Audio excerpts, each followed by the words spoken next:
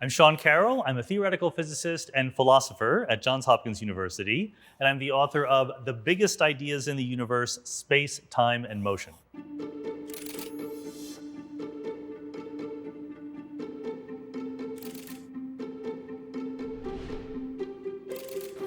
What is the multiverse, and why is it important to us? There's no question the multiverse is having a kind of moment in popular culture. Marvel movies have been leaning into it. Doctor Strange and the Multiverse of Madness, various Spider-Man movies, but also a movie called Everything Everywhere All at Once centers the multiverse as its idea. And of course on TV, we have Rick and Morty and various other things. So it's clear that popular culture, the stories that we tell to entertain ourselves and to make us think, are using this idea of a multiverse to make us think in slightly different ways. You might think it's the fault of physics, because physicists have been talking about a multiverse for a few decades now, both in cosmology and in quantum mechanics. But in fact, as often happens in Hollywood and elsewhere, you ignore what the scientists say and you do your own kind of thing. And in retrospect, the kind of multiverse that is being used in Hollywood is more like the philosophical idea of the set of all possible worlds, that you can imagine literally anything else happening. And the difference is, of course, that Hollywood lends itself the ability to talk between the multiverses so that you can go and interact or even fight with a version of yourself who made different decisions earlier on in your life.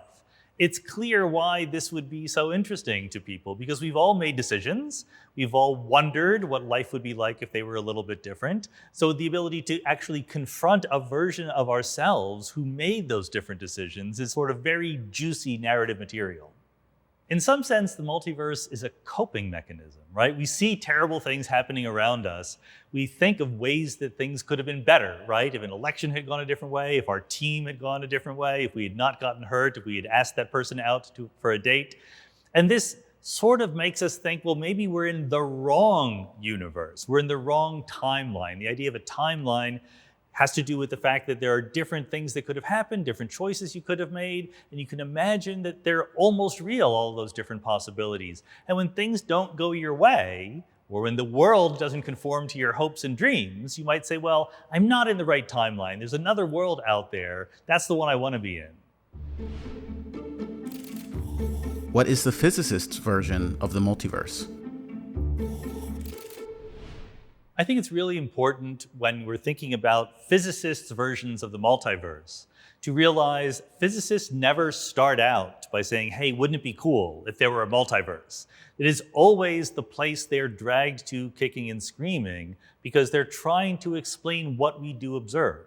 A big criticism of multiverse ideas is that you can't observe the multiverse. You can't falsify it, you can't test it, etc. But what you can do is observe what happens in ours. And what you want to do as a scientist is come up with a theory, which is a kind of a story, a theory that accounts for what we see, for the data that we can have access to. And some theories, some very, very simple, very easy to write down theories, like the inflationary theory of cosmology or the many worlds theory of quantum mechanics, they both explain what we see in our universe and unambiguously predict the existence of other universes. So at that point, you say, well, do I like the explanation so much that I accept the existence of these other universes, or do I dislike it so much that I throw it out and try something different? Both camps exist for all of these puzzles that physicists are facing right now. Storytellers have long imagined alternate realities, right? Both in the future, science fiction has imagined all sorts of different possibilities, and even toward the past, there's a long tradition of alternate history storytelling. The slight difference that maybe is inspired by scientific ideas is treating all of the different possibilities as real at the same time, right? When you're thinking about an alternate history, you're just saying, I'm imagining how things could have gone differently. Now science comes along, physics, my own field, and says, it's possible there literally are other universes out there, places where things are different. And that definitely feeds into our imaginations a little bit. But there's different ways in which science can lead us to the idea of a multiverse. In cosmology, which is maybe the most famous one up until recently, there's literally just parts of our universe that are so far away where conditions can be radically different. They can either be kind of like us, but with different details, or even different laws of physics, different particles and forces and the whole shebang. And then we can start asking cosmic questions about why we find ourselves in this particular kind of universe.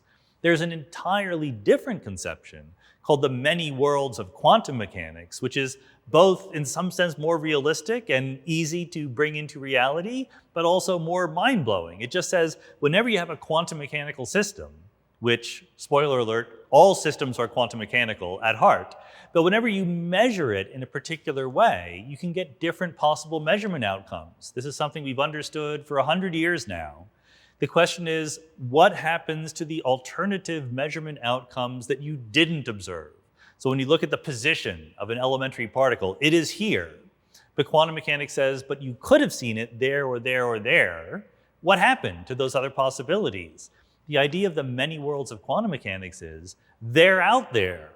Every possible measurement outcome of a quantum system becomes true just in a different universe. This is an idea that was put forward in the 1950s by Hugh Everett.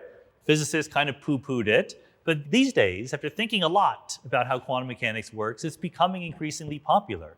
So this is literally a parallel universe. This isn't some place very, very far away. This is a simultaneously existing reality where the outcome of a quantum mechanical experiment turned out differently to ours. And if big noticeable things in the world depend on the outcome of that experiment, you could wind up in a very different looking universe. Is every possible world real? I think that it's important that most scientific versions of the multiverse are not simply saying everything happens. Literally every possibility becomes true somewhere. Rather, there are equations, and what the theory says is what the equations predict is what happens. So if you have a particle, an elementary particle like an electron, and you're going to observe its location or its spin or something like that, the equations will tell you that certain outcomes are possible, certain outcomes are not. An electron is never going to turn into a proton. They have different electrical charges. That will literally never happen. But the electron could be spinning either clockwise or counterclockwise. And the many worlds version of quantum mechanics says both of those will generically come true in different universes. So it's a limited set of things that can happen, and it's all based on what the equations are telling you. It's not like I'm choosing to live in the universe where the electron is spinning clockwise. You don't get that choice. The equations pick that for you. In the cosmological multiverse, again, we were dragged kicking and screaming into this because we look at our universe. We see it's very smooth on large scales, the same number of galaxies and so forth in distant regions of the universe, and we say, why? Why was it like that? If you just run the numbers, if you say, I'm going to pick a universe out of a hat randomly, it would not look anything like that. There's no reason for the universe to be so uniform. So we invented this theory called inflationary cosmology, where the universe at early times is stretched. It's like pulling the corners of a bedsheet and you're removing all the wrinkles, right? So you end up with a universe that is very, very smooth and even. The problem, or the benefit, depending on how you look at it, is that inflation keeps on happening elsewhere, creating more different kinds of universe. So that's a version of a multiverse that is utterly different than the quantum mechanical one. The quantum mechanical one literally happens here in the room when you're doing an experiment, measuring a system. The cosmological one happens very far away, trillions of light years away, in invisible, unobservable parts of the universe. And then there are much more metaphysical, philosophical versions where you do imagine every possible world that you can conceive of. And then we argue about whether or not those worlds are real or not. Most people think that they're not. But there's a plucky minority out there who's holding out for the reality of literally every possible world. Why should we trust the many worlds of quantum mechanics? I honestly think the best reason to think that the quantum mechanical many worlds are real is that it's the simplest explanation for the puzzles of quantum mechanics, for what we call the measurement problem of quantum mechanics. You know, quantum mechanics came into its modern form about a century ago in the 1920s, and it's a replacement for classical mechanics. And in classical mechanics, everything has a position Everything has a velocity, and you can measure those properties as accurately and precisely as you want. There's nothing special about the act of measurement. In quantum mechanics, there apparently is. We cannot predict the exact outcome of any measurement we're going to do. All we can predict is the probability of getting different things. And we can't even define exactly what you mean by a measurement in the traditional age-old version of quantum mechanics. So in the old version, what we call the Copenhagen interpretation of quantum mechanics, people said something like, look, I'm a human being. I'm classical. I have a position, I have a velocity. I'm not going to think of myself quantum mechanically, but I'm going to think of this little electron that I'm observing as a quantum mechanical system. And then it became a sort of song and dance about how the classical world of people interacts with the quantum world of particles and so forth. The big breakthrough from whoever it was, human beings are part of the quantum world also. They also have a wave function, a quantum mechanical state. They exist in a superposition of different possibilities. So if you can think of the electron as having, before you look at it, a little bit turning clockwise, a little bit turning counterclockwise, then whatever it says is a human being can be in the state, I saw the electron turning clockwise, or I saw the electron turning counterclockwise. And what he showed using math was that the Schrödinger equation, the famous equation that governs the dynamics of quantum systems, predicts that's exactly what happens. When a human being looks at an electron that is spinning, there will be part of the quantum state of the multiverse, which says the electron was spinning clockwise and the human being saw it spinning clockwise. We call that a world. There's a whole other part saying the electron was spinning counterclockwise, that's what the human being saw, and Everett says that's a completely different world. So the reason to accept it is, it's just what the equations say. Every other version of quantum mechanics has to say the worlds would have been there, but we're going to remove them somehow. And it's awkward, you don't know how to do it, and there's no special reason to do it. So I think it's just simplest to accept that the other worlds are probably there, even if we'll never know for sure. It provides a really nice, elegant, simple explanation for what we observe in our world here. How many worlds are there? The thing about the many worlds of quantum mechanics is people always want to know how many worlds are there and how often are they created. And the sad fact is we don't know the answer to that. We're not even sure if there is an answer to something like that, because the number of quantum mechanical worlds could be infinite. And that's a mind-boggling kind of possibility, right? But it's infinite in the same way that the number of real numbers between 0 and 1 is infinite. You can still say, well, the numbers between 0 and a half are twice as many as the numbers between a half and 3/4, okay? Likewise, even if there's an infinite number of multiverses, of universes in the multiverse, you can still say, well, the probability of a universe looking a certain way has a certain number that we can attach to it. And so how often the splitting occurs is just not defined if you think there's an infinite number. It's a continual process. It's happening all the time. But we don't know if it's an infinite number. Maybe it's a finite number, in which case you could attach some value to how many universes there are. It's going to be a big number. The numbers we're talking about are something like 10 to the power 10 to the power 100 or 120, okay? A ridiculously large number that you cannot even contemplate. So these universes in that case are being brought into existence all the time. One example I like to give is that in a single average human body, there are about 5,000 radioactive decays per second. Don't worry about that. There's a lot more particles in your body than there are 5,000 radioactive decays, but it's a noticeable thing. And if those decays interact with the rest of the world, which you would typically expect them to do, you have instantly branched the universe into the universe where this nucleus decayed and the one where it didn't. So that's not 5,000 new universes. That's 5,000 times the universe splits in two every second. So that's 2 to the power 5,000 new universes being created just because of you every second. The honest answer is to say, again, is that we don't know, but whatever the answer is for the number of universes being created, it's a really, really big number. How does personal identity in the multiverse work?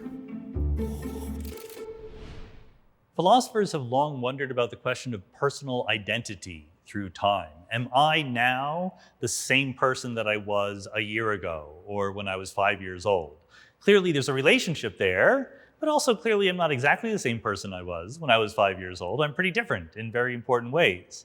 The idea of a multiverse complicates things in pretty obvious ways, especially if you're not just thinking about conceptual other universes, but you say, because of quantum mechanics, there really are different futures of my past self, okay? So then you have to ask, well, if I could have seen the electron spinning clockwise or counterclockwise, and I saw it spinning counterclockwise, what is my relationship to the person who saw it spinning clockwise? Are they me, just in a different universe, or are they a separate person?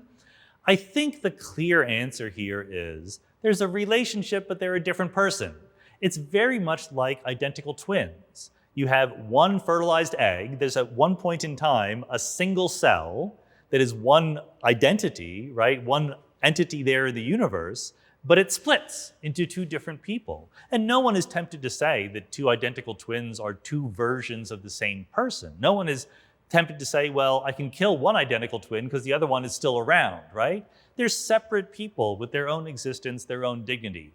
I think that's how we should think about different versions of ourselves in the multiverse. They might share a past, but once they've diverged, once they're in a universe of their own, they are now separate people. It's not weird or impossible to contemplate. It's just a slightly more sophisticated version of our notion of personal identity updated for the multiverse.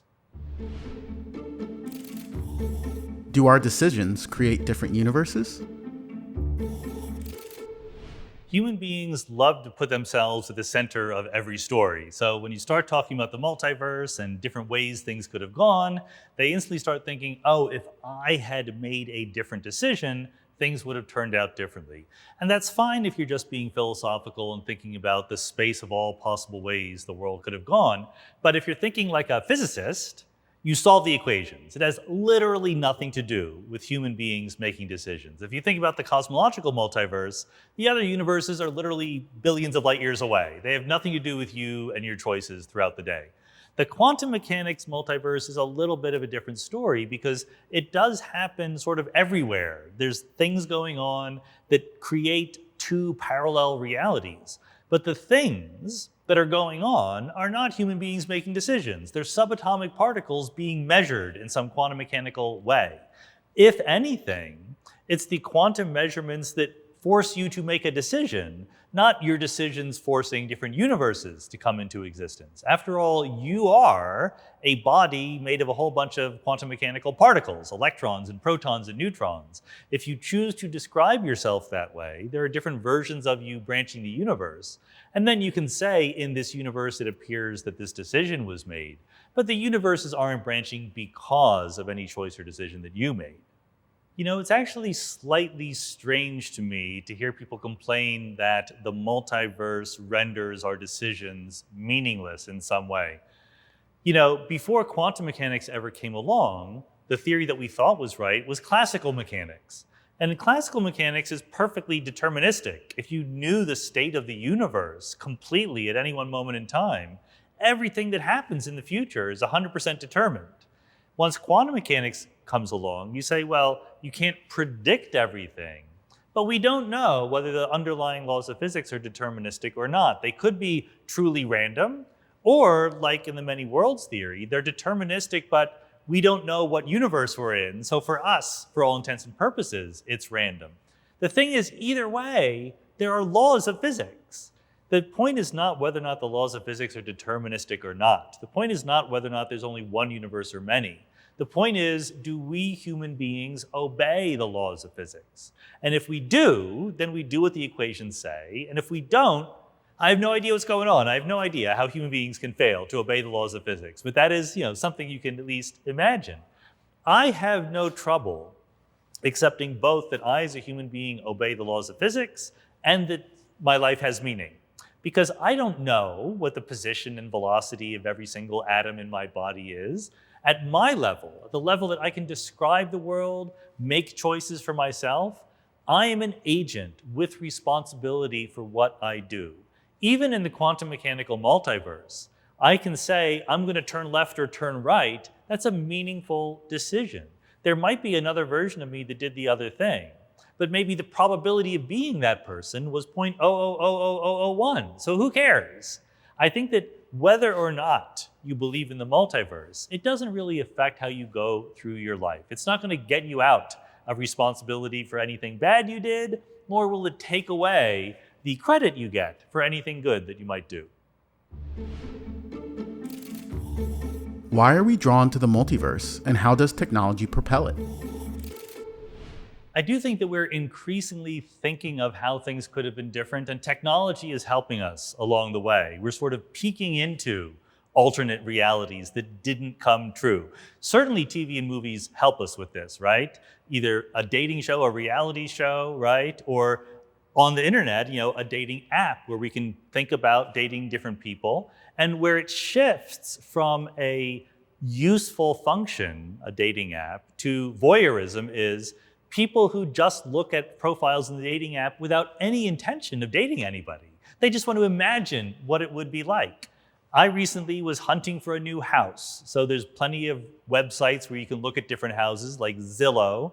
Apparently there's a whole genre of Zillow porn, which is not actually pornography. It's just getting kicks out of looking at houses you can't afford on Zillow and imagining what it would be like to live there.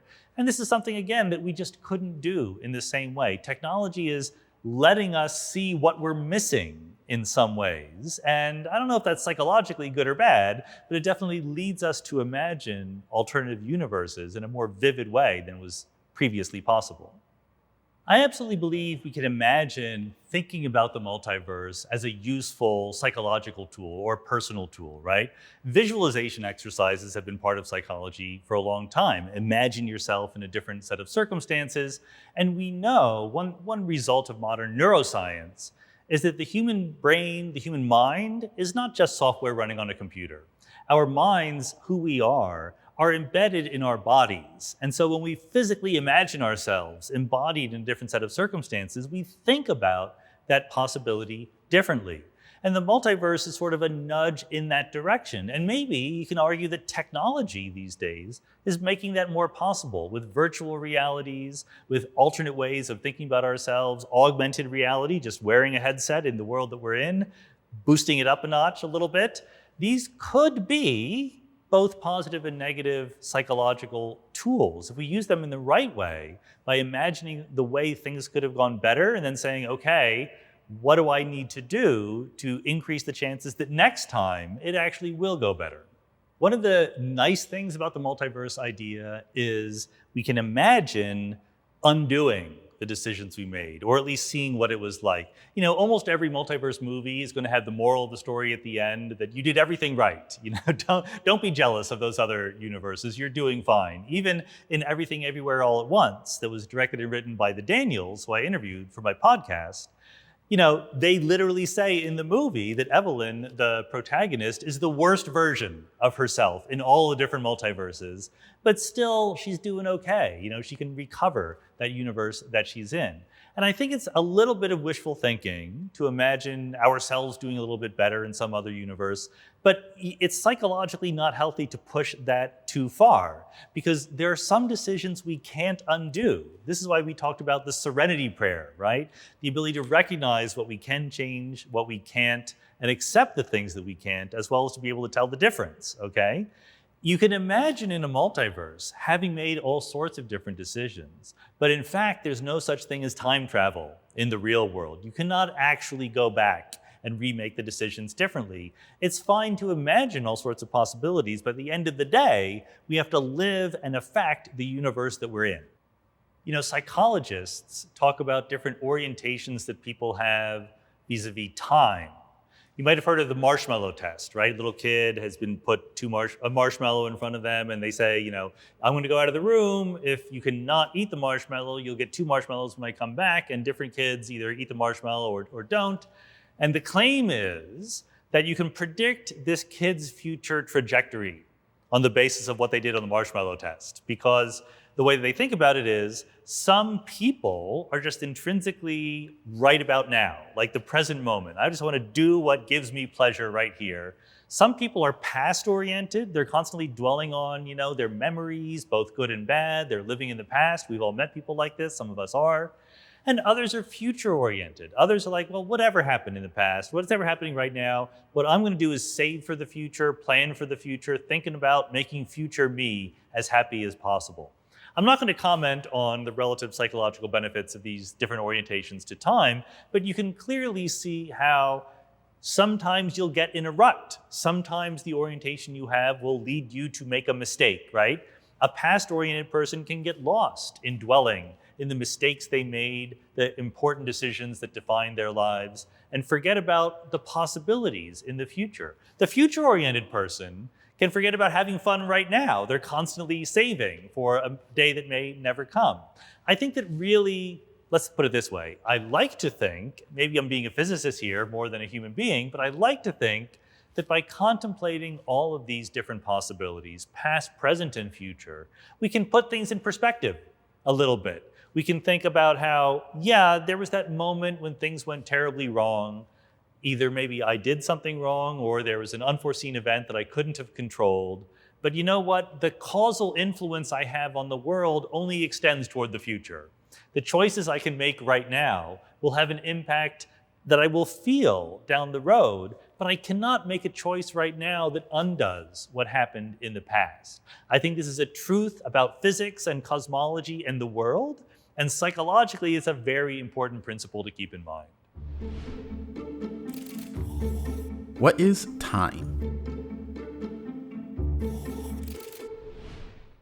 The question of what time is, I think, is easier than sometimes people make it out to be. St. Augustine, of all people, wrote a famous essay on the meaning of time, and he says, I know what it is until you ask me what it is, and then I have no idea what time really is. But I think about how we use time when we actually talk about it. If you say, meet me at 7 p.m., no one panics. No one says oh my God, what are you talking about with these esoteric concepts about 7 p.m.? We all know what to do operationally. And time, in some sense, is just a label on different events in the universe. The universe happens over and over again at different things we call moments, and time helps us tell the difference between one moment and another. So what time is, I don't think is the problem. The issue, the real puzzles, come about when we talk about the properties that time has. We have a past, we have a present, we have a future. How are they different? Are we moving through it? We have memories of the past, but we have no memories of the future. Why is that? Where does that asymmetry come from? Why are we all born young? Why do we all inevitably age? Why do we think that we can affect the future but not the past? Could we possibly travel back into it? Anyway, there's a lot of questions about the nature of time that are really confusing, and many of them we don't know the answer to. But what time is, I don't think is one of them.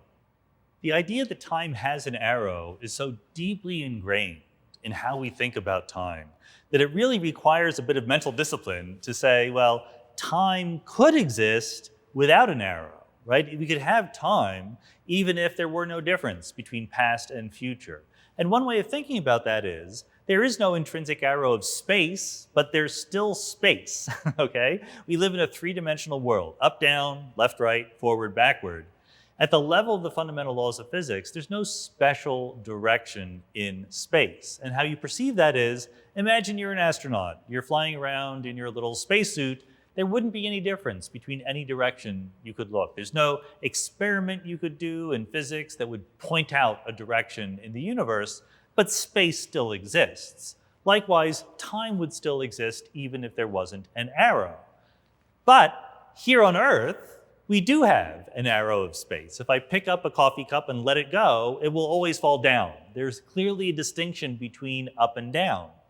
No one is tempted to think that the arrow of space, at least no one in this century, is tempted to think that that's a fundamental feature of the universe. We all know why things fall down. It's not because downness is embedded in the laws of physics. It's because we live in the vicinity of an influential object, the Earth. And we can even imagine it wasn't there. We can put ourselves in an alternative universe where we're floating in outer space.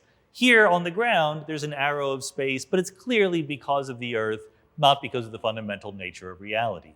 The arrow of time is exactly the same way. We, in our everyday lives, perceive an arrow of time because we live in the aftermath of an influential event, the Big Bang. That Big Bang set up the universe for its subsequent evolution. We're about 14 billion years after. We're going to go for many, many, many billions of years toward the future. So the universe is still young in some sense. We're still very much feeling that influence of the Big Bang. We're nowhere near relaxing to the ultimate state the universe will be in. But that doesn't mean the arrow of time is a feature of the fundamental laws of physics. It's just a feature of our local neighborhood a mere 14 billion years after the Big Bang. Lexicographers will tell you that time, the word, T-I-M-E, is the most used noun in the English language. We can't get through the day without talking about time all the time. There you go. There's an example, okay?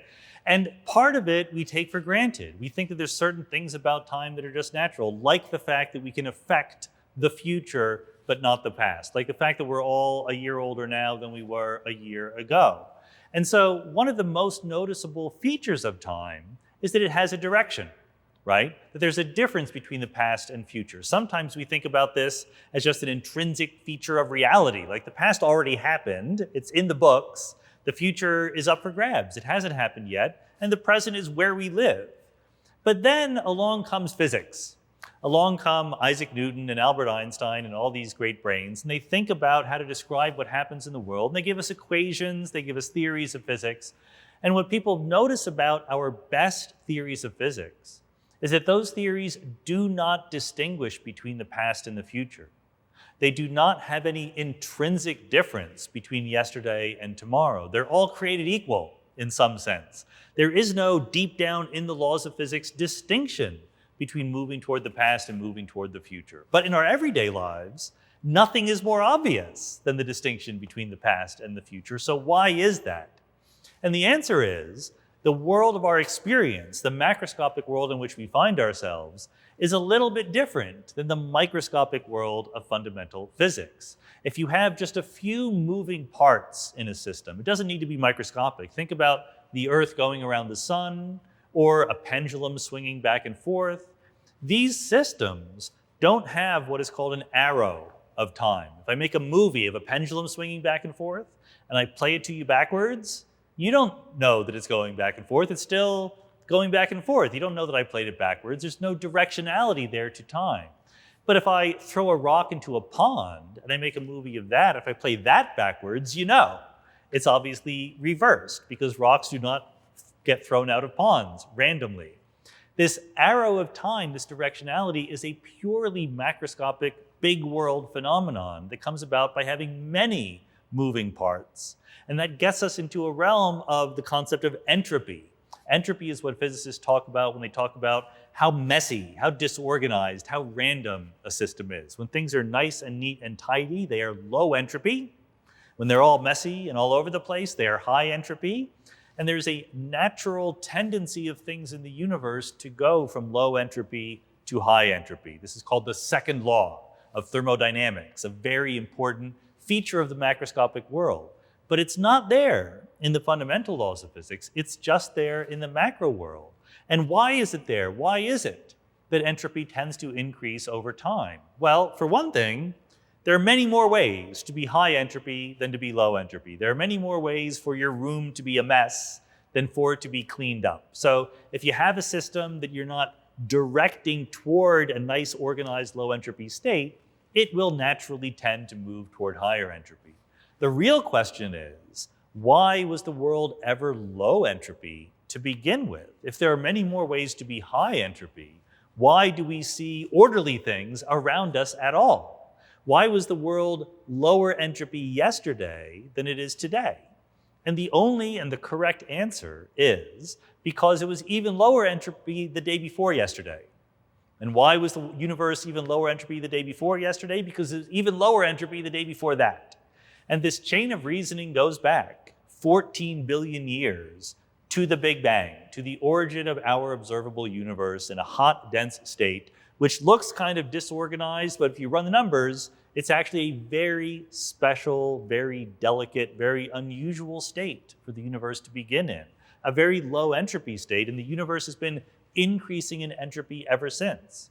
Now, that's all well-established stuff. No one agrees with that. Here's the radical claim that I think is true, but we haven't quite internalized yet. The only reason why in our everyday lives we think of the past and future as different is because entropy was lower in the past and will be higher in the future. And that's ultimately because it was low near the Big Bang. The universe was orderly 14 billion years ago. So the reason why, as you scramble your eggs, you will see eggs breaking and turning into scrambled eggs, but never scrambled eggs reforming into an unbroken egg, is ultimately because of what was happening at the Big Bang 14 billion years ago. People don't think of it that way. Everyone knew that we were all getting older, that we all had memories of the past and not of the future. They knew that thousands of years ago. They didn't know it was because the universe was orderly near the Big Bang. Now we know, and we're still struggling a little bit to quite come to terms with what all that means. What is the past hypothesis? We've known about entropy and the second law of thermodynamics since the middle of the 19th century. In fact, it's a very down-to-earth thing. People were trying to build better steam engines at the time. It was the Industrial Revolution. And they kept finding that no matter what they did, they were losing some energy. There was no perfect cycle that could drive their steam engine. And ultimately, they realized that a law of nature was at work. There was no way to make a perfectly efficient steam engine. There's always some loss, some dissipation. And we now interpret that as an increase of entropy over time. And so people put together the laws of thermodynamics. The first law is that the total energy is conserved. The second law is that entropy, however, is increasing. So if you think about it as useful energy and useless energy, there's a finite amount of useful energy in the universe, and it's constantly being turned into useless energy as we burn our fuel, as we go through and increase the entropy of the universe. So that was pretty well established. Entropy increases with time. But then if you go through the math, you can derive the fact that this could happen. This was the great insight from Ludwig Boltzmann, who was an Austrian physicist. He said, you don't need to posit as a separate law of nature that entropy increases. I can explain why entropy increases if you believe that we're made of atoms. So we're talking about the 1870s, and physicists at the time didn't believe the universe was made of atoms. The chemists did. The chemists had caught on because they saw their reactions happening with certain frequencies, and they said, discrete units are rearranging themselves. The physicists were more skeptical. Boltzmann and some of his friends said, if you believe in atoms, I can explain why entropy increases. There's just more ways for the universe to be high entropy than to be low entropy.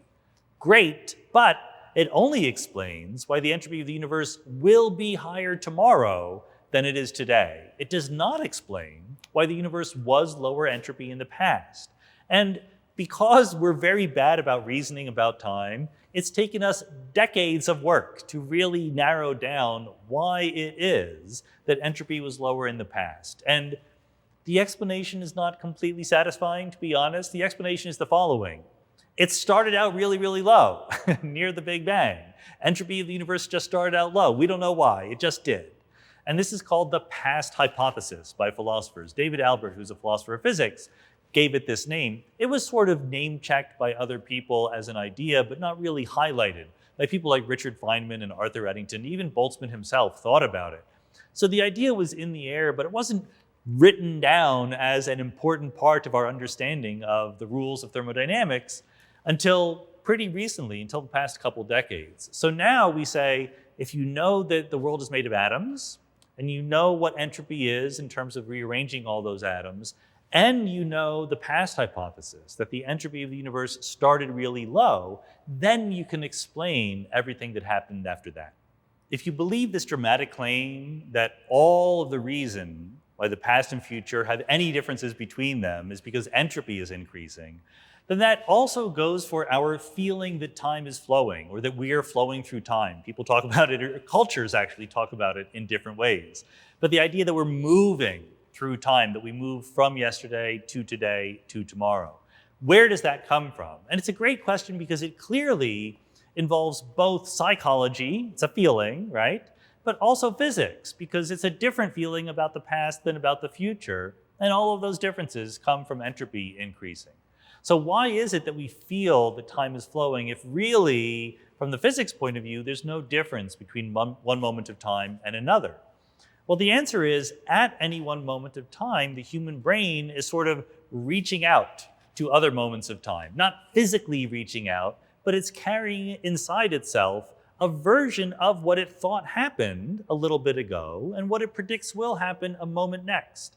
The human brain, in some sense, all brains, all animal brains, maybe even plant nervous systems, if you want to go that far, are trying to understand and predict their environment. They have information coming in, and information only comes in from the past. And also, if you're an animal anyway, you're going to act, right? You're going to behave in some way. So what the brain does is predict what it will do next. And at every moment of time, it remembers what it just did.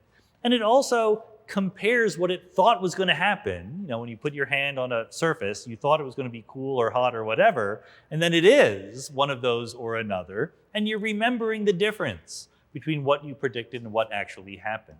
And at every moment in time, you're updating. You're going, I thought this was going to happen, it was going to be this, that informs what I think will happen next. And the brain is just a sort of prediction and updating machine. And that whole process has a directionality in time because all of your information is from the past. It's an old Mitch Hedberg joke. He says his friend shows him a picture and says, "This is a picture of me when I was younger. Aren't all pictures of you when you were younger?" Yes, all of the photographs, all the memories we have are of the past. That gives us an imbalance to how we flow through time, and that leads to that psychological feeling we all have. Why is entropy essential to living? There's a way of talking about human life and entropy, which I think is misguided, which is that we should think about life, literally living, being a biological organism, taking in food and everything, as a fight against increasing entropy. I think that's wrong. I think that we owe life to the fact that entropy is increasing, because what would it mean if entropy were not increasing? It would mean that nothing is happening, nothing interesting is taking place. Without entropy increasing, there's no memory of the past. Without entropy increasing, there's no causal effect that we have on the future. You'd just be in what we call thermal equilibrium. Everything would be the same everywhere. It would be the maximally boring universe. But what we do have as a scientific question is, why do complicated, complex structures come into existence at all? It's clear that they need increasing entropy to exist, because if entropy were already maxed out, there would be no complexity. But that doesn't mean they have to come into existence. Think about a very simple example of entropy increasing. If you have a famous example that Boltzmann talked about where he opens a bottle of perfume, and the perfume is all in a little bottle, it's in a big room, you open it and it all floats through the room. The entropy of the perfume increases. But if you think about it, when the perfume is all in the bottle, it's very simple. That's a very simple configuration. No perfume outside, all the perfume inside. Once it's all spread through the room, it's also very simple. It went from low entropy to high entropy, but it went from simple to simple. It's in between. It's the journey from the simple low entropy starting point to the simple high entropy ending point, that there's a large space of possibilities where things can be intricate. There's more perfume here, over there. There can be swirls of eddies caused by the motion of the wind in the room and so forth. The universe is just like that. Our universe started out simple and low entropy. In the future, the stars will die, the black holes will evaporate, it'll be dark, empty, and again simple, but high entropy. So the universe goes from simple and low entropy to simple and high entropy, and it's in between that things like us, complicated, intricate systems that feed off of the increasing entropy of the universe, can and do come into existence. We don't know the whole story there. I think this is a very fun, active scientific research area. Why did complex structures like living beings come into existence in exactly the way we did? What is the role of information? What is the down-to-earth chemistry that is going on here? What is the geology that is going on here? Could it happen on other planets? Very interesting questions. But one thing I do know is that if entropy weren't increasing along the way, none of it would have come to pass. why are there complex structures in the universe? I think that once you learn about the second law of thermodynamics, it can be a little depressing. You've been told that there's a fundamental feature of reality that disorder increases, that things just wind down, right? That batteries run out, that cream and coffee mix together, that ice cubes melt. It's kind of a depressing view of the future. And then when you think about it just a little bit more, that depression becomes a little bit sharper because you're saying, well, how did all of this interestingness come about in the first place? If the whole thing that reality does is just move closer and closer to complete disorder, then how did something as exquisitely organized as a human being come about? And there's a sort of cheap and wrong version of this, which says, here on Earth, the biosphere somehow came into existence, even though the early Earth had no life on it. Doesn't that violate the second law of thermodynamics? That's obviously not true, because the second law refers to closed systems, systems that are not interacting with the outside world. The Earth is not a closed system. We get light from the sun, we radiate it back out into space, so it just doesn't apply there. But all that says is that it's okay for the entropy of the biosphere to either go up or down. It doesn't say why it was in fact the case that we went from no life on the surface of the Earth to the rich environment that we find around us today. Do complex structures require design? As human beings, we definitely have this experience of creating something very complicated, right? We can build things. And in fact, we get the idea that when you see complicated things, it's because someone built them. That's a very familiar thing for us to think. So William Paley was a British theologian who built this idea into an argument for the existence of God. He says when you walk around the beach and you stumble on a grain of sand or a rock or something like that, you're not surprised, right? I mean, you don't think that that requires any explanation. Those are the kinds of things that'll just naturally happen. But if you stumble across a pocket watch, which was like a fancy high-tech thing at the time, you would say, clearly this has been designed. And the reason for saying that is all of the pieces of the pocket watch have a purpose. They work together. It's as if they've been arranged for reasons rather than simply randomly. And that makes perfect sense because you know that the pocket watch was in fact designed. It was built by human beings. But then Paley says we have another example of very intricate structures which seem to be designed, where the different subparts of the thing have reasons for existing and working together, namely us, or other animals or other living beings. So this was pre-Darwin, of course, and he said, how can you possibly account for the exquisite design of biological organisms unless they were put together for a purpose by a higher power, which he identified as God? What is the effect of increasing entropy? This idea that there's this tension between the organization of things in the universe and the natural evolution of things became a little bit sharper over the course of the 1800s, because that's when we put together this idea that entropy increases all the time. Entropy is a way of talking about the disorderliness, the disorganization, right? The randomness of a certain physical system. Originally, the very first time that entropy was introduced into physics, it was more about dissipated heat because they were trying to build better steam engines. Later in the 1800s, they realized that if you understand atoms and the fundamental constituents of the things around us, you can quantify what we mean by entropy. It's the number of ways you can rearrange the constituents of a system so that it looks the same macroscopically. And then you understand why entropy tends to go up. Things tend to go from orderly to disorderly just because there are many more ways to be disorderly. This is the second law of thermodynamics. This is a deep down law of nature, and it seems to have the consequence, the implication, that what happens over time is that the universe becomes more disorderly. And if you just extrapolate that, if you say the universe is a closed system, which we think it is, so the entropy of the universe increases, what does this mean? What does this imply?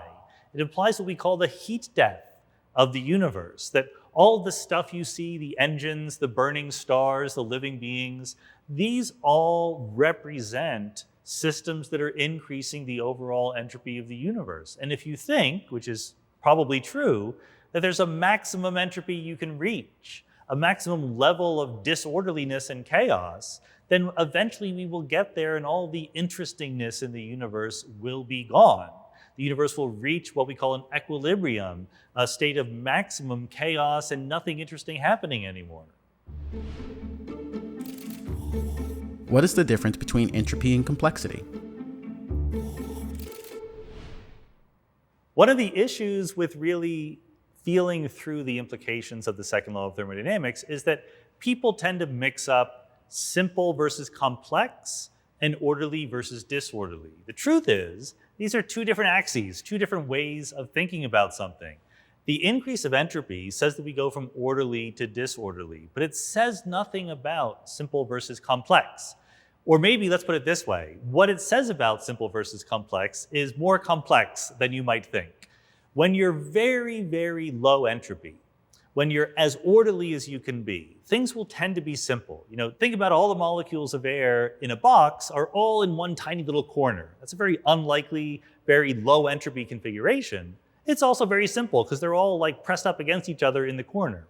Likewise, a high entropy configuration tends to be simple once again.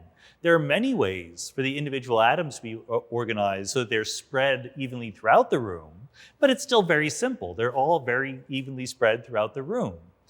In order for complexity to arise at all, it seemingly insists that we have a medium entropy configuration. You're balancing enough room for the different atoms and molecules to arrange themselves in interesting ways without just being equally spread throughout the whole system. Now, this raises a complicated, sophisticated, and quantitative question. If you go from simple and low entropy to simple and high entropy, and in between you could be complex, will you be complex? The answer is maybe, some of the time. It depends on the details. Think about cream mixing into coffee. If you stir cream into coffee, you can get a complex fractal pattern along the way, right? Swirls, things that look like galaxies, and the cream mixing into the coffee. But you can also just put the cream very gently on top of the coffee and it will dissolve smoothly and uniformly until it's all mixed together. So this is a new scientific question that we are facing right now. What is the journey from low entropy to high entropy like? And how is it affected by the laws of physics so that the actual path it takes leads to complex structures?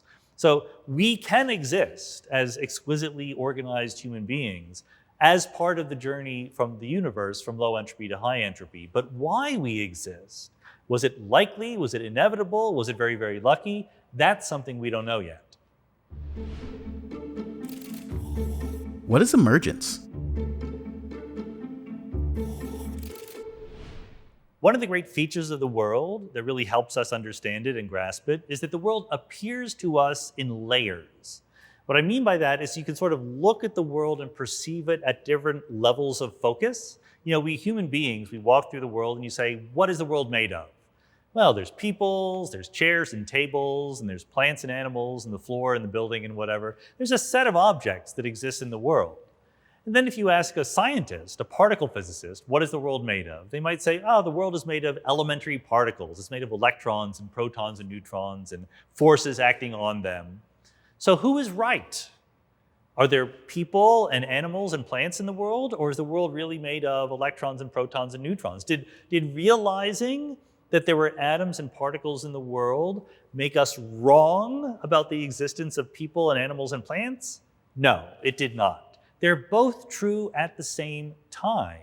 And this is a kind of puzzling feature of reality, because when we talk about the world at the level of human beings, of objects in our macroscopic world, we're clearly not giving the whole story. We're not giving the details of every single atom and molecule that make up this stuff.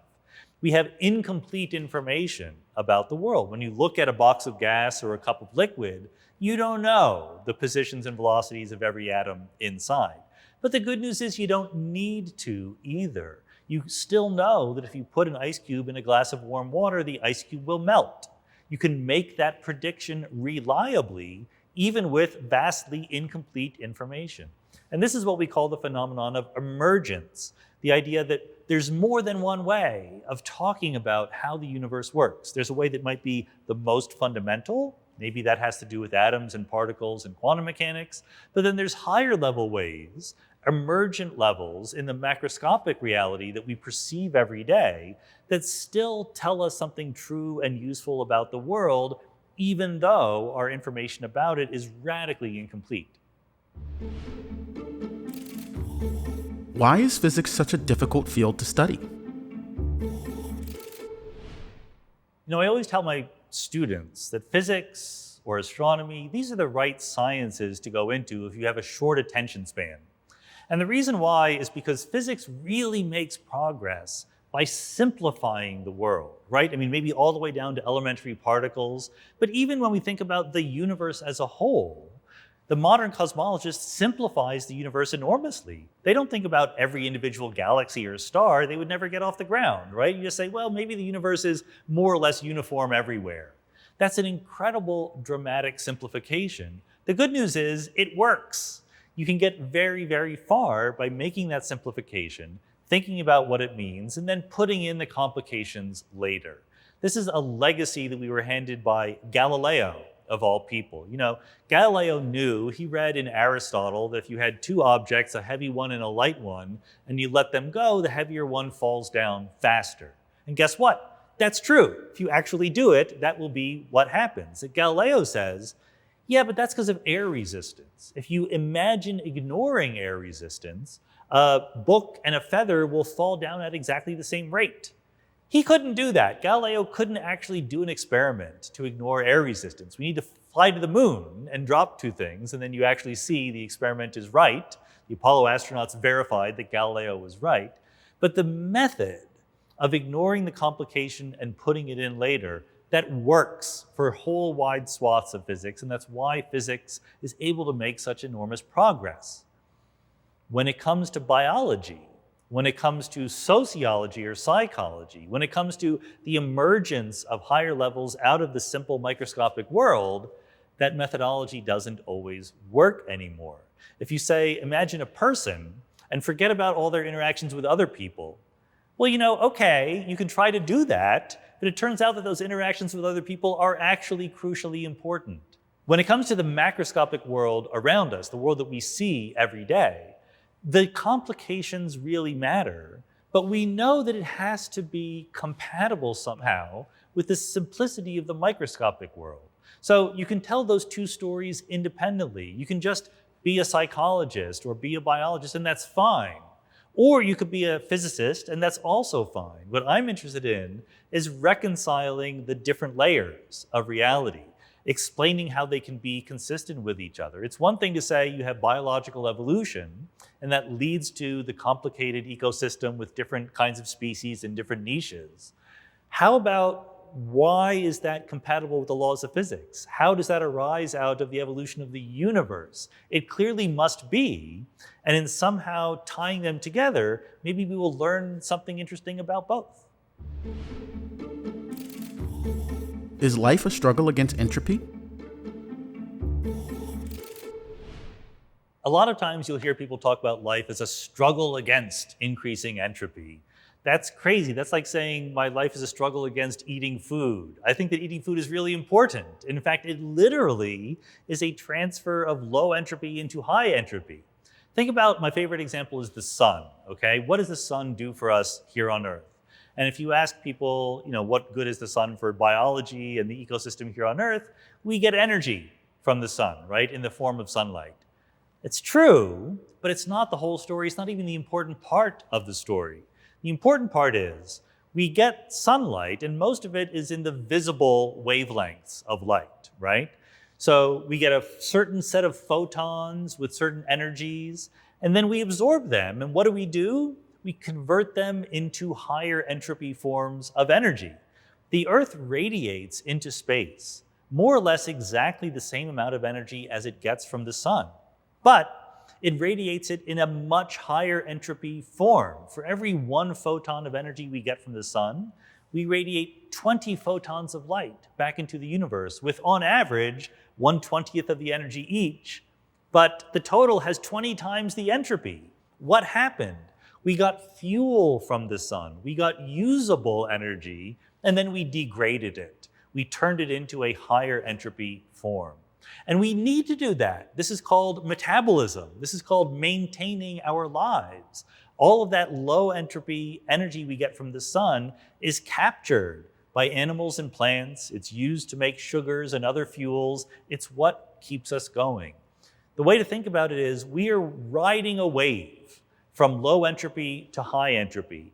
And you shouldn't, just because the wave will eventually crash upon the shore, you shouldn't say, we're fighting against the wave. No. We're riding the wave. That is what lets us exist. That is what gives us the ability to think about the past, to affect the future. All of the things that we think of as part of being a living being are possible because we live in a world of increasing entropy. What are the origins of life here on Earth? One of the difficulties in figuring out specifically how life here on Earth came into being is that it's not just a random sort of complex system. It's a very specific thing. And life as we know it now involves different aspects, all of which are important. You need replication, right? You need Darwinian evolution. We have DNA, we have a genome that gets replicated, not perfectly, but pretty well. You need compartmentalization. Every cell has a cell wall, so you can separate the living cell from the rest of the world. And also you need metabolism, right? You need that fuel, you need that low entropy energy that we can use to keep ourselves going and then expel to the world in a higher entropy form. So which came first? This is why explaining the beginning of complex structures is always hard, because they all seem to depend on each other. There is a replication first camp in the origin of life studies literature that says, look, clearly the genetic information is necessary to call it life. That must have come first and it must have hooked up to an energy source. But there's also a metabolism first camp that says, look, it doesn't matter if you have information sitting there. If it's not going someplace, if it's not doing anything, if it's not moving around and metabolizing, you can't call it life. And the nice thing to me about the metabolism first point of view is that you can kind of see how it might arise out of purely physical, non-biological processes. Because remember, to maintain its orderliness and its complexity, living beings need to increase the entropy of the universe. They need to feed off of low entropy energy. And that's a very standard thing outside the realm of life. When you strike a match and light something on fire, you're increasing the entropy of the universe. The thing is that that's pretty easy. The tinder that you had or the crumpled newspapers, they were ready to light up. Sometimes you have a chemical configuration where it could go to a higher entropy configuration, but there's no direct route to get there.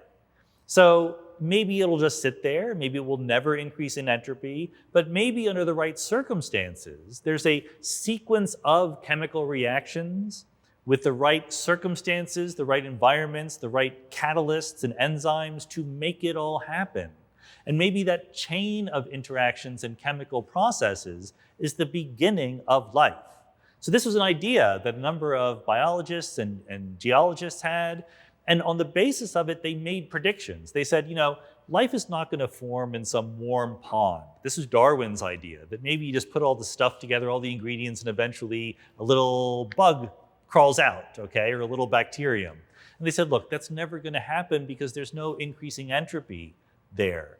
What you need is just the right biochemical, geological arrangement of things to have these long, sophisticated, complex reactions happen that can then be captured into the first living organism. And they thought about what kind of conditions would they be, and they thought that it might be a warm hydrothermal vent under the oceans, right, with certain chemical balances. And I'm a physicist, I don't know the details, and I shouldn't say anything. But the point is, these kinds of hydrothermal vents were not known at the time. They had not yet been discovered, but a prediction was made. These must exist in order for life to have come into existence. And after the prediction was made, we found them. Famously, the Lost City formation at the bottom of the Atlantic Ocean was found by submersibles going down near the bottom of the ocean floor. They found exactly the kind of geochemical conditions that had been hypothesized as possible places where life could have formed. Does that mean it's right? No, but it's a little bit of evidence that it could be on the right track. The origin of life, I think, personally, is one of the most important unanswered scientific questions, but it's one that we're absolutely making progress on right now. How many things had to go right for us to exist? The thing about life coming into existence is it required a lot of things to go right, but it was less unlikely than you might think. A lot of times people try to run numbers and give you some scary looking calculation that seems to be indicating that it was wildly unlikely for life ever to come into existence. And of course, that depends on the assumptions that you're making. A lot of time what they're really doing is thinking, well, if you just have random configurations, if you have a random number generator, how likely would it be that you would print out Shakespeare or something like that, right? A random letter generator. And it's very, very unlikely, although it happened if you waited long enough. The nice thing is, in the real world, we didn't have a random number generator. We started with a very, very orderly configuration. That's what was given to us by the low entropy of the Big Bang. So it's a different question you should be asking. It's not in all of the possible arrangements of stuff, which of them would have looked like life. It's in all the different paths you could take from the low entropy beginning of the universe to the high entropy future, which of them would pass through something as complicated as a living being.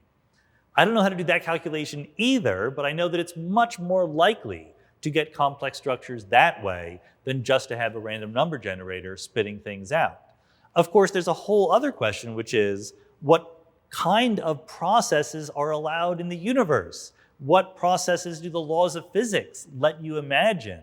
Why do we have atoms and molecules at all? We seem to live in a universe where the very delicate laws of physics that give you the mass of the electron and the proton and the neutron and the strength of all the forces that let them interact are such that they allow for the existence of complex structures.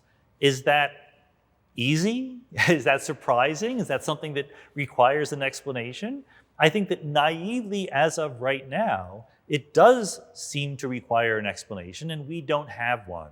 The idea of a multiverse is a very plausible explanation. Like maybe in some universes, these complex structures can come into existence. In some, they can't. Of course, if that's true, we will only ever find ourselves in the places where we can find ourselves. That's not a great discovery. But if there aren't other universes out there, how likely is it that something like us would have come into existence? I don't know. I think it's a great question for scientists and philosophers to be thinking about. If this isn't God's design we're seeing, what is it? William Paley wasn't crazy when he said, I look at the complexity and the arrangement, the sophistication of a living being, and I attribute it to a designer, which he then identified as God. It makes sense. It's a paradigm that we know how it works. People really do build pocket watches. Maybe God built human beings. To me, the history of science is a series of discoveries that make these seemingly inexplicable things make a lot more sense. Now that we know there's genetic information, it mutates, we can explain via natural selection the existence of all these different biological species, that part has been explained. We have the next bigger picture question about why the universe allows for these kinds of processes. We don't know the answer to that yet, but my feeling is it will be explained. Furthermore, I think it's cheating a little bit what Paley did, and I think it's worth sort of being good scientists about this, because we're very often faced with a puzzling circumstance in our lives as well as in science, right? And we say, well, why is this way? And we come up with different explanations. And the way that we think about it is, well, this would be the case if this theory of the world had been correct.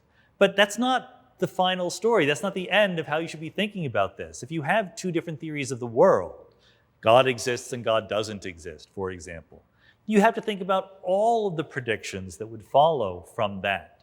Do we live in the kind of cosmos that we would expect to live in if God had created it? versus do we live in the kind of cosmos that we'd expect to live in if it were just the laws of physics chugging away? You know, the people thousands of years ago who first started thinking about this stuff, they did think that there was a divine watchmaker. They didn't have watches, but you know what I mean, world maker. And they also put themselves here on Earth more or less at the center of that cosmos because we human beings had an important role to play. We know better now. We live on a planet surrounding a star, which is one of several 100 billion stars in our galaxy. And there are hundreds of billions of galaxies in the observable universe. We human beings are not that important. There's a lot more stuff out there in the universe than you would imagine if you thought that we had been part of the reason why the universe came into existence.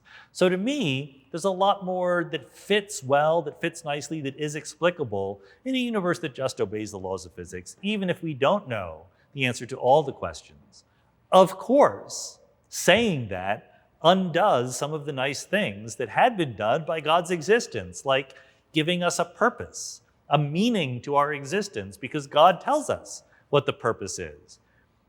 I am also someone who takes very seriously the fact that was emphasized by Friedrich Nietzsche and many other people, that when you take God out of the story, we have a lot of work to do to decide, is there a purpose to our lives? How should we lead them? If there's not a reason for our existence given to us from the outside, is it possible for us to create that purpose? I think the answer is yes. In fact, I think that's what we do all the time. Since we human beings invented God, that was just a roundabout way of giving ourselves purpose. I think we're still now doing the same thing that human beings have always done. We're doing it in a slightly more open-eyed way, in a way that is much more compatible with the fundamental nature of reality. What is Laplace's demon, and do we have human agency?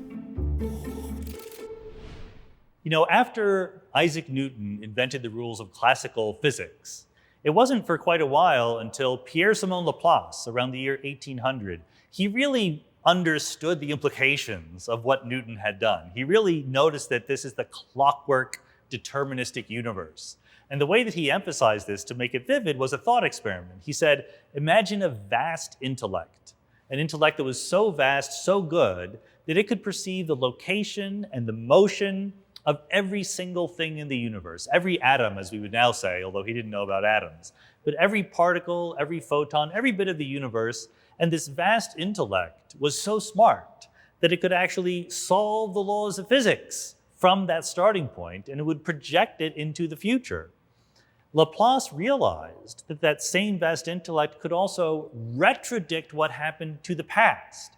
The information about what is happening at any one moment in time in the universe, if you are this vast intellect, which subsequent generations dubbed Laplace's demon, if you knew all that, the future, the present, and the past are equally visible to you because the fundamental classical laws of physics are deterministic and tell you exactly what's going to happen. Ever since then, people have worried about this. They're thinking, well, if everything is determined, then I don't have any free will. What can I do? How can I get through the day? The answer is you are not Laplace's demon. Laplace knew perfectly well that we're not going to come close to being Laplace's demon. If you take the amount of information in a grain of sand, you would need, I forget the exact number, but it's something like 1,000,000 billion laptop computers to contain the information contained in the atoms and the molecules in that grain of sand. It's never going to happen. And those computers wouldn't have the computing power to predict what would happen next anyway. We human beings are finite. We are computationally limited and bounded. But the good news is that's okay. We can still get through the day. We can still throw a baseball and catch it. We have the ability to have vastly incomplete information about the universe and yet do a pretty good, although not perfect, job of predicting what will happen next. So thought experiments about what life would be like if we were Laplace's demon are fun to do, but irrelevant to human life. The question of what human beings can do is a very different one, and there are interesting, subtle, complicated, sophisticated answers to that lie at the intersection of psychology, neuroscience, computation theory, information theory, and physics. You have to keep emphasizing the difference between the real life of a human being and the imaginary life of all the particles in the universe obeying the laws of physics. If we were Laplace's demon, if we did have the computational and informational capacity to predict everything that would happen, it would be hard to imagine that life would have meaning because you know everything is going to happen. There's no choices that are going to be involved. But the real world isn't that. None of us is like that. And in fact, not only do we have incomplete information about the world, but it's very hard to think about how we interact with the world, given that when we do, the world interacts back on us, and then we think about it, we interact back on the world. There's a feedback cycle here. There's a give and take between us and the world. So given that we have incomplete information, and given that we're embedded in the world and that we have an effect on it, the right way to conceptualize things is that we are agents. We are not collections of atoms and molecules. We are, but that's not the right way to think about it if you're a human being trying to make sense of the world. We are agents that can make decisions, and our decisions have an impact on the world. And it goes back to this idea of the space of all possible worlds, the space of all possible things that can happen. We human beings, in a way that might be unique, this is unclear among people who are studying other species, we have an ability to reason counterfactually, to think not about just what will happen, but of various things that could happen, and then pick the one that we think is a good one.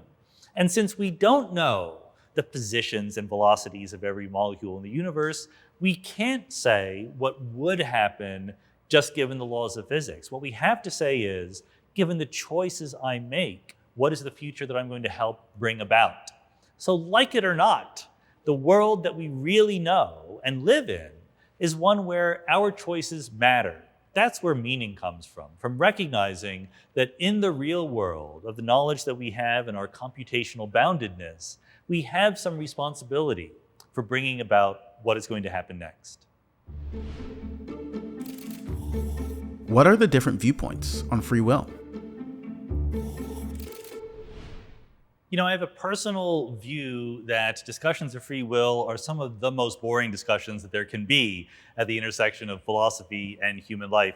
It's not because the topic is boring, but it's because people very quickly start arguing about the definitions of words. What do you mean by free will? So I've often made the suggestion to people who want to talk to me about free will that I'm happy to do it as long as we don't use the phrase free will. As long as we actually say what we mean, we can make more progress. No one ever agrees with that suggestion that I make because they like talking about free will even though they don't agree on the definition. So there are two big idea definitions that are a little bit different from each other and it's worth distinguishing. There's what we call libertarian free will. And libertarian free will is that somehow I am not beholden to the laws of nature. I, as a human being, I am a law unto myself. Immanuel Kant and other people put it in these terms. They said, there's no way of thinking of a human being as somehow a collection of physical things obeying the laws of physics. There's something that is inescapably human, that cannot be reduced to an understanding of ourselves as just mindless pieces conglomerated together to make something with a mind. So libertarian free will is truly an ability to make choices and do things in the world that cannot even in principle in any way be explained by stuff obeying the laws of physics. Now, I would say no modern scientist believes in that. To say no is an exaggeration. There's probably some who do, but the overwhelming majority of scientists take seriously the idea that we know what we are physically. We are collections of atoms, molecules, etc., that in principle obey the laws of physics. In practice, we don't have the information to predict what a human being will do, but in principle, it's there, okay? So libertarian free will is something you can imagine. There are people who believe in it, but it's not sort of the locus of discussion in the modern world so much anymore. The question is, if you're not a believer in libertarian free will, is there anything left? And so this is where we enter into the idea of compatibilist free will, because there's a set of people who say, look, I'm just a collection of atoms and molecules, I obey the laws of physics, and therefore there is no free will. Therefore, there's no sense in thinking of myself as an agent, making decisions, having responsibility for anything like that. And there's another school of thought that comes in and says, Wait a minute, surely you can't be serious. You can't be telling me that just because I'm made of atoms and molecules obeying the laws of physics, that I can't talk about myself as a person making choices. In fact, and I'm in this camp, so I'm not going to be fair. I'm going to try to be correct, but I'm not going to be completely unbiased when I compare the different points of view.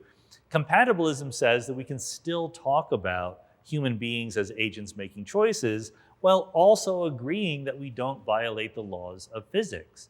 And to say, well, how are those two things compatible? That's a perfectly fair question. And the answer is emergence. The answer is layers of reality. The answer is there are different ways of talking about the world that are compatible with each other, but very, very different. And in fact, I would say that every person who denies the existence of free will still goes through their life trying to convince other people to act in certain ways, puzzling over choices they could make, etc. The compatibilist just takes those things seriously and says, therefore, I should talk about people as agents making choices. And then the thing is, and we call that free will, and people say, well, you shouldn't call that free will, you're redefining it.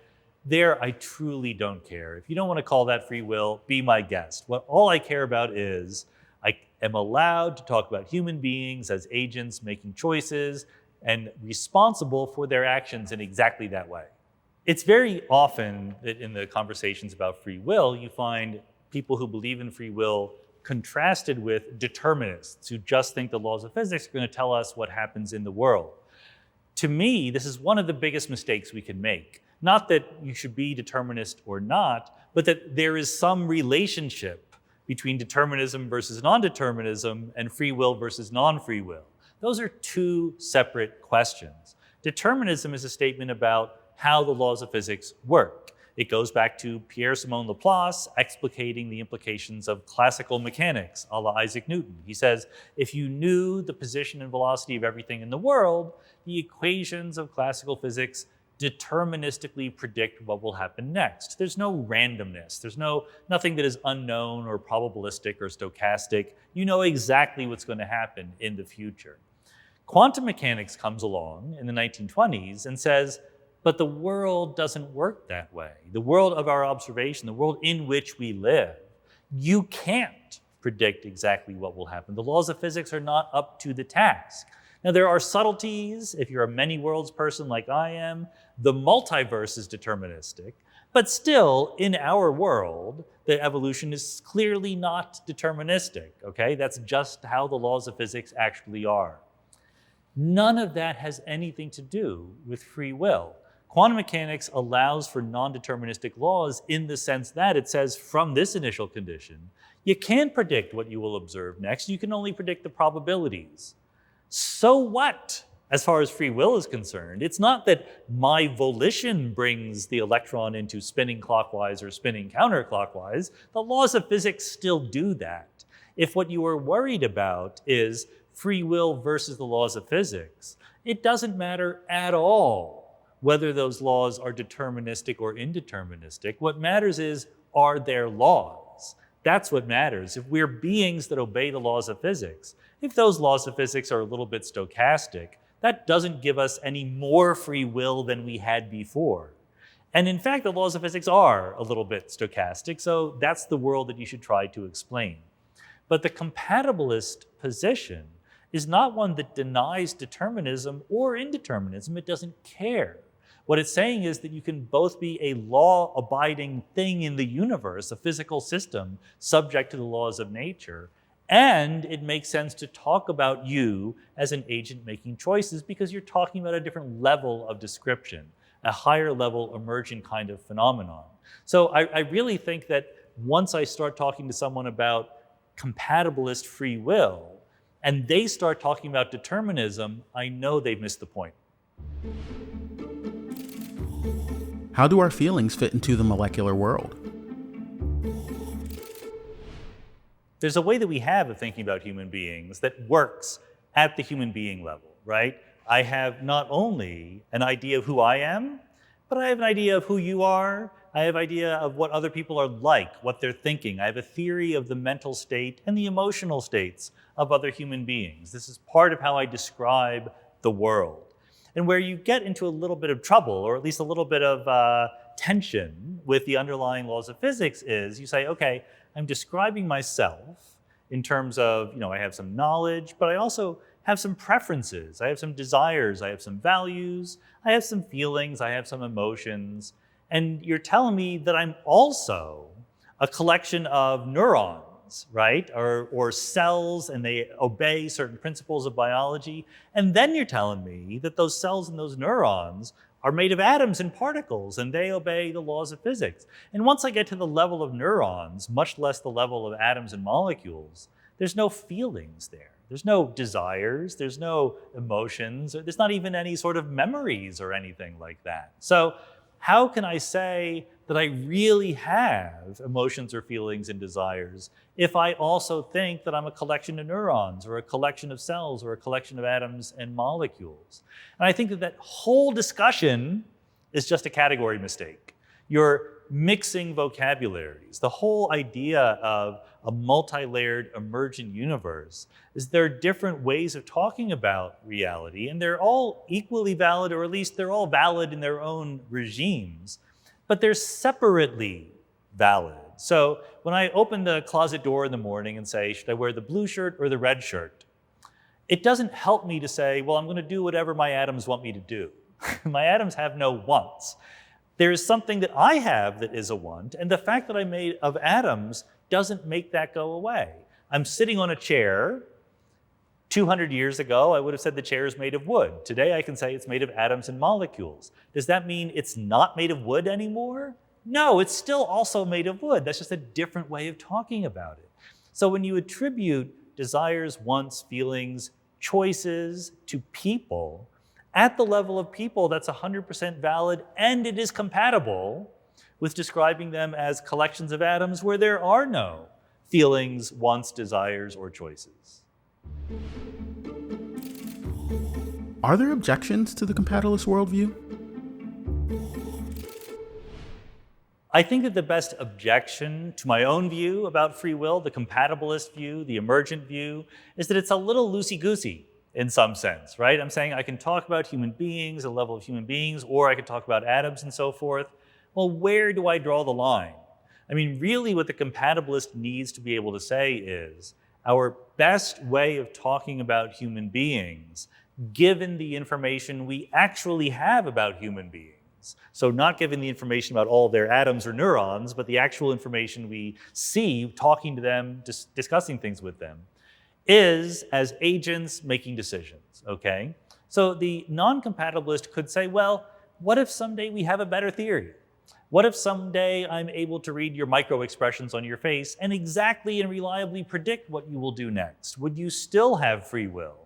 And my answer is maybe not. My answer is I can imagine in principle getting so good at predicting how human beings actually behave on the basis of truly accessible information that the concept of free will no longer becomes helpful or necessary. That's just an improvement in our scientific understanding. Do I think that actually will ever happen? No, for lots of good reasons. Human beings are incredibly complex. There's chaotic dynamics, there's quantum fluctuations. There's a whole bunch of reasons why we can improve our picture of human beings without giving up, why we should expect to never give up on the picture of human beings as agents making decisions. Still, we're pushed in this direction by the fact that we can build artificial attempts at trying to be a human being, trying to be an intelligent agent, trying to be something conscious. We can write a computer program that mimics human behavior. And AI has become really, really good at mimicking human behavior. It has not become conscious. When you try to show that the AI is just mimicking and not truly understanding the world, it's not that hard. All of the modern AI programs are very easy to see that they don't truly have understanding of the world. But how long will that last? I don't know. Could we be approaching a threshold, a change where we truly have artificial programs that for all intents and purposes, we can't do any better to talk about them than we do about human beings as agents with desires, making choices?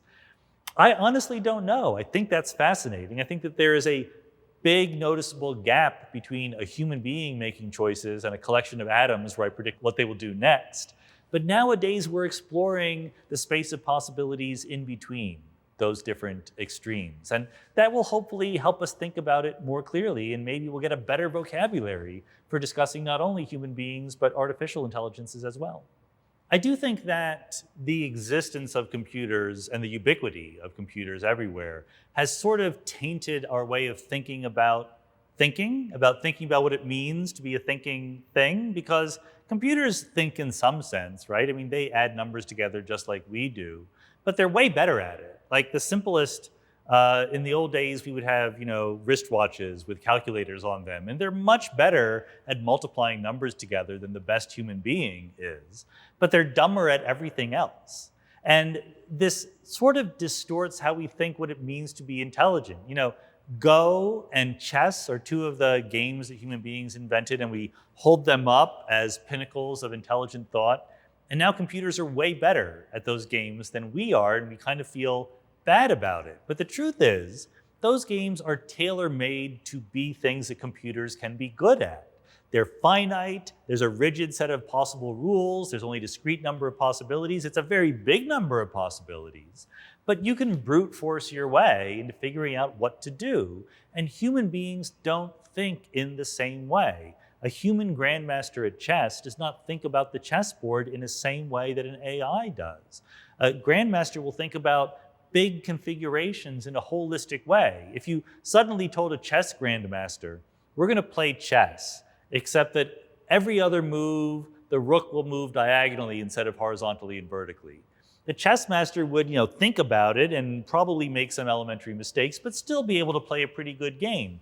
A computer would have no clue what to do. All it's done is run simulations with the actual rules. If you change the rules to something else, it doesn't know what to do. And that doesn't make the computers better or worse than human beings. It's a different way of thinking. We human beings, through our biology, are not trained to add numbers together or play chess, but we're trained to get a picture of the world very quickly and react to it in this kind of holistic way, with vastly incomplete sets of information compared to a perfect reasoner or a perfect observer of the world.